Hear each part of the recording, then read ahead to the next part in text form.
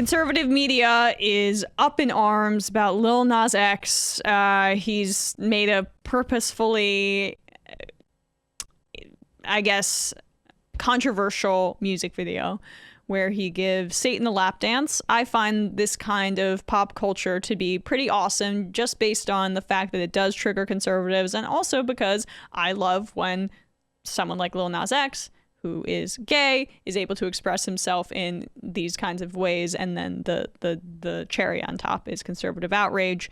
Let's listen to what Newsmax had to say, and specifically Turning Point USA's Alex Clark on Newsmax. All right, Alex, I follow you on Instagram. You're always got fancy sneakers on. Are you buying a pair of these Satan shoes, these Lil Nas X, $1,000 a piece with blood in the heel? And Lil Nas apparently is a self-proclaimed child rapper who raps for kids. I mean, what is going on, Alex? It is just incredible to me that the...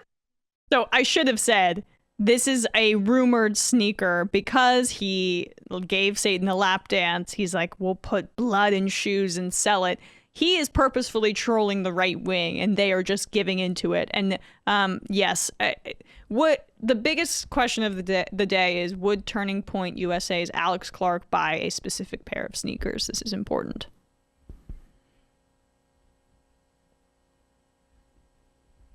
Apparently is a self-proclaimed child rapper who raps for kids. I mean, what is going on, Alex?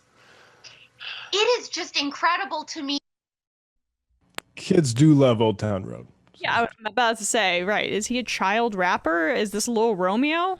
If you search Lil Nas X, Old Town Road, school gymnasium, it'll be one of the happiest videos you'll ever see in your life, actually. And it's adorable. It is just incredible to me that the people that are defending this on Twitter, the leftist blue check mark SJW progressive types, are saying that this isn't offensive, it's art, we shouldn't be offended, and yet they were the ones that were morally outraged by Trump's tweets, right? Like, we had to get Trump out of office because he's so immoral and he's so controversial, and yet this is the kind of thing that they defend. But look, we cannot be surprised that our culture has ended up in this sort of degenerate type of state when we have had churches locked down for a year. Nobody's been able to go to church. We live in a culture that is obsessed with abortion and obsessed with celebrating death. So having sneakers that have real drops of human blood in them that celebrate Satan, I'm not super shocked, but I do. Well, I mean, just to be accurate, reportedly only one drop in each shoe. So, right. Don't want to. Well, yeah, but that's enough to make sure that Satan comes out of the ground. I'm not super shocked, but I do think it is important to point out that Nike had nothing to do with this. They're suing the company that bought their sneakers, that repurposed them to then sell these with Lil Nas X. So it isn't Nike, but it is still pretty shocking.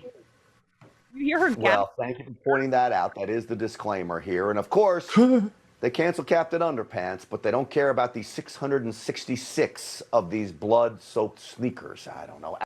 Blood-soaked.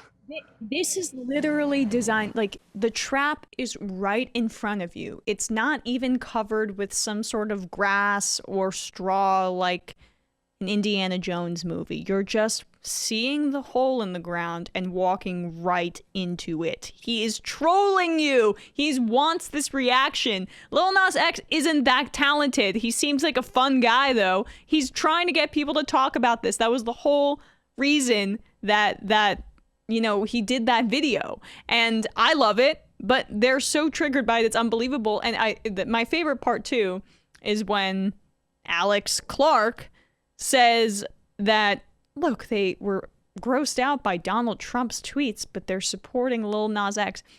Can you tell me the difference between Donald Trump and Lil Nas X, a child rapper, as they say? One was the president. I found 80% of Trump's tweets to be very amusing.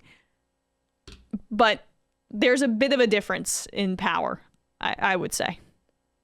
Are you familiar with Alex Clark? Not familiar enough.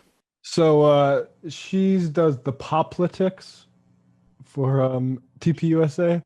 Here's a taste of one episode of that. I think people will enjoy.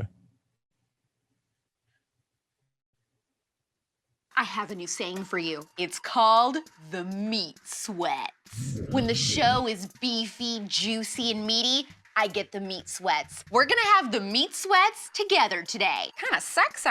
Here come the meat sweats. This Riverdale actress is busting child predators when she's not filming.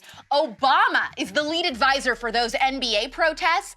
The Brits are coming for your Facetune, and Mariah Carey just buried Ellen alive with this new unflattering story. I'm Alex Clark, and this is Politics. So yeah, that's Alex Clark. So she's like a Snapchat Turning Point USA person. So that yeah, and that was episode 208. And it got 625 views. So she's not massively successful. I do want to say that. But I also want to say that apparently Obama is the one advising the NBA protests. That was a bad thing. And that was like, he neutered the NBA protests. But yeah, I mean. But my favorite part of that is like the deliberate attempt to kind of imitate the cadence of an extra or, Entertainment Tonight. Talk Soup, yeah. Talk Soup.